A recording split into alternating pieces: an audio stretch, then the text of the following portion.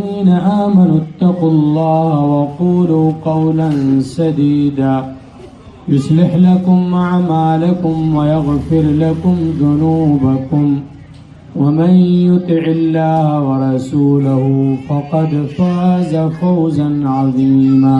معزز سامعین کرام، پیارے مسلمان بھائیوں، عزیزوں، دوستوں، بزرگوں، پیارے بچوں اور اس خطاب کو سننے والی ہماری مائیں اور بہنیں، ہر طرح کی تعریف اللہ رب العزت کے لیے ہو. درود و سلام نازل ہو ہمارے آخری نبی جناب محمد الرسول اللہ صلی اللہ علیہ وسلم پر. میں چاہتا ہوں کہ جو ہمارے بھائی یا جو ہماری بہنیں ہماری اس خطاب کو سن رہے ہیں، کچھ ایسی چیزیں دے دوں کہ جس پر وہ عمل کریں زندگی بھر، اور کچھ چیزیں میں اپنے آپ کو اور آپ حضرات کو ایسی بتاؤں جس پہ عمل کر کے ہم دنیا اور آخرت میں فائدہ اٹھائیں. اللہ سے دعا ہے اللہ تعالی ہمیں اچھی بات کہنے، اس پہ عمل کرنے، اس کو آگے تک پہنچانے کی توفیق عطا فرمائے. رات کا وقت ہے، ہم سوئیں گے. ہماری مجبوری ہے اور ہم مکمل ہیں سو کر کے، اور ایک ذات ایسی ہے جو ہمارا مالک ہے، جو ہمارا معبود ہے، جو ہمارا اللہ ہے. لا تأخذہ سنۃ ولا نوم، اسے نہ اونگ آتی ہے اور نہ ہی نیند آتی ہے، اور نہ ہی اس کے لیے مناسب ہے. کیونکہ اگر وہ ذات سو جائے تو اس وقت اگر کوئی پکارے اسے یا اپنی حاجتیں اس کے سامنے رکھے تو وہ کیسے سنے گا؟ اسی لیے اس کے لیے یہ چیزیں مناسب ہی نہیں ہیں کہ اسے اونگ آئے یا اسے نیند آئے. ہم انسان کمزور ہیں، اس لیے ہمیں سونا ضروری. سونے کے کچھ آداب ہیں جو پیارے نبی جناب محمد الرسول اللہ صلی اللہ علیہ وسلم نے بیان کیے ہیں، اور افسوس کے ساتھ کہنا پڑ رہا ہے کہ یہ سنت مہجورہ بن چکی ہے، چھوڑی ہوئی سنت بن چکی ہے. کیا ہے وہ یہ کہ جب ہم سونے چلیں تو وضو کریں. اور ڈاکٹروں کی تحقیق ہے کہ اگر آدمی ہاتھ پیر دھل لے سونے سے پہلے رات میں تو اچھی نیند آتی ہے. اور یہ چیز ہو نہ ہو، یہ چیز ہو نہ ہو، ہمارے پیارے حبیب جناب محمد رسول اللہ صلی اللہ علیہ وسلم نے ہمیں بتایا ہے، ہمیں سکھایا ہے، اس پہ عمل کریں گے ثواب پائیں گے. تو اس پہ عمل کریں. آئیے آج سے ہم اس پہ عمل کرتے ہیں اور اس سنت کو زندہ کرتے ہیں. وہ اس لیے کیونکہ ہمارے نبی جناب محمد رسول اللہ صلی اللہ علیہ وسلم نے یہ چیز ہمیں بتائی.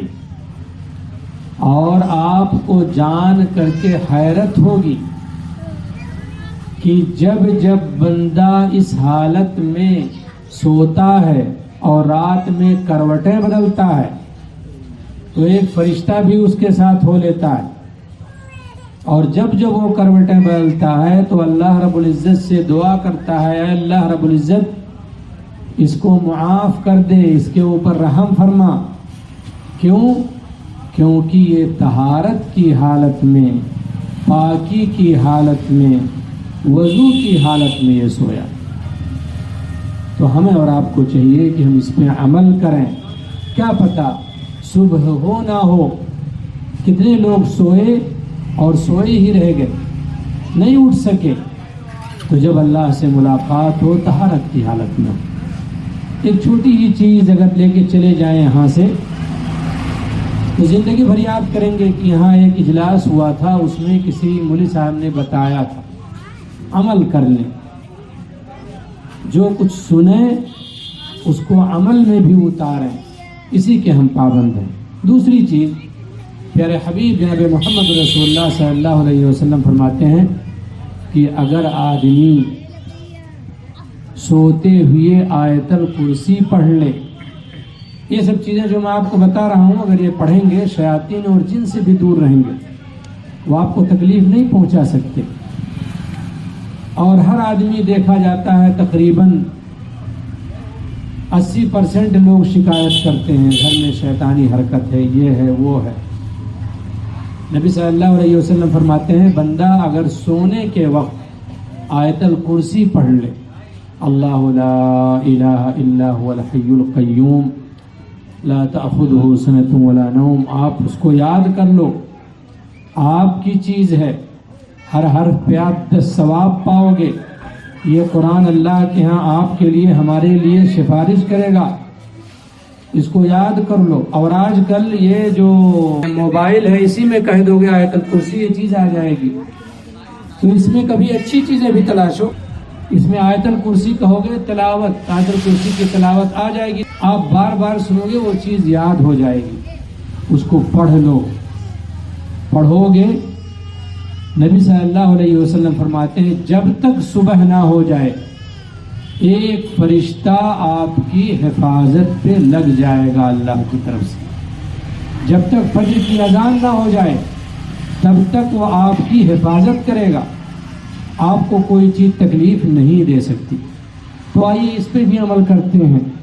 اور ایک چیز جو پیارے نبی جناب محمد الرسول اللہ صلی اللہ علیہ وسلم نے اپنی چہیتی بیٹی فاطمہ رضی اللہ عنہا کو بتائی تھی، جسے ہم تسبیح فاطمہ کہتے ہیں، ہوا یہ کہ فاطمہ رضی اللہ عنہا بیاہی گئیں علی رضی اللہ عنہ سے، تو زیادہ کام پڑ جاتا تھا، غریبی تھی، فقیری تھی۔ جب مصیبت اور پریشانی زیادہ پڑی تو ابو کے پاس آئیں، نبی صلی اللہ علیہ وسلم کے پاس آئیں اور کہا کہ اے ابو آپ ہمیں نوکر دے دیجئے جو ہماری خدمت کرے۔ ان کے پاس 2 لڑکے علی رضی اللہ عنہ کے پاس، میری اپنی چیز، گھر کے کام، علی رضی اللہ عنہ کے کام، ان تمام چیزوں کو ہمیں سنبھالنا پڑتا ہے، دیکھنا پڑتا ہے، پریشان ہو جاتی ہوں۔ نبی صلی اللہ علیہ وسلم نے کہا بیٹی میرے پاس نہیں ہے کوئی نوکر کی میں تمہیں دے دوں، البتہ میں تمہیں تسبیح بتاتا ہوں، اگر پڑھ لو سونے کے وقت تو جو تکلیفیں تمہیں محسوس ہوتی ہیں وہ ختم ہو جائیں گی۔ قربان جائیے ایسی بیٹیوں پہ، ایسے ہی نہیں درجہ بلند ہے۔ آج کے زمانے میں اگر کوئی بیٹی اپنے والد کے پاس بیاہے جانے کے پاس مدد طلب کرنے آئے اور باپ اس کو تسبیح بتائے، پیسہ روپیہ نہ دے، اس کی ضرورت نہ پوری کرے اور تسبیح بتائے، اللہ کی قسم بیٹی دوبارہ واپس نہیں آئے گی باپ کے دروازے۔ لیکن دیکھیں فاطمہ رضی اللہ عنہا کو انہوں نے بیان کیا فخر سے کہ ہمارے ابو نے بیان کیا تھا ہمیں تسبیح عطا فرمائی، وہ تسبیح مشہور ہو گئی، قیامت کے دن تک اس کو تسبیح فاطمہ کہا جائے گا۔ کیا ہے وہ تسبیح فاطمہ؟ جس سے دکھ اور درد دور ہو جائے، تکلیف دور ہو جائے، پریشانیاں دور ہو جائیں، اور سونے کے وقت اس کو پڑھنا چاہیے، وہ چیز محبوب ہے۔ 33 مرتبہ سبحان اللہ، 33 مرتبہ الحمدللہ، اور 34 مرتبہ اللہ اکبر۔ اور اس کی فضیلت یہ ہے، پیارے نبی صلی اللہ علیہ وسلم فرماتے ہیں ایک حدیث میں دوسرے عمل کے ساتھ کہ اگر انسان 33 مرتبہ سبحان اللہ، 33 مرتبہ الحمدللہ، 34 مرتبہ اللہ اکبر پڑھ لے سونے کے وقت، تو اسے 1000 نیکیاں ملتی ہیں، 1000 ثواب اس کے نام اعمال میں لکھے جاتے ہیں۔ یہ 3 چیزیں ہیں، گزارش آپ سے کروں گا، اپنے آپ سے کروں گا، اپنی ماں اور بہنوں سے کروں گا، آپ اس کو عمل میں لائیں، سونے کے وقت اس پہ عمل کریں۔ اگر اس وقت میں یاد آ جاؤں مجھے بھی دعا میں یاد رکھیں۔ میں اخیر میں اللہ سے دعا کرتا ہوں، اللہ ہمارے آپ تمام لوگوں کے گناہوں کو بخش دے، اللہ ہماری غلطیوں کو معاف فرما دے، اللہ رب العزت ہمارے معاملات کو آسان فرما دے۔ اے اللہ رب العزت جو ہمارے اندر مقروض ہیں، پریشان حال، ہم کی پریشانیوں کو دور کر دے، ان کے معاملات کو آسان فرما دے۔ ربنا تقبل منا انك انت السميع العليم وتب علينا انك انت التواب الرحيم وصلی اللہ علی نبینا محمد وعلى آلہ وصحبہ اجمعین. السلام علیکم ورحمۃ اللہ وبرکاتہ.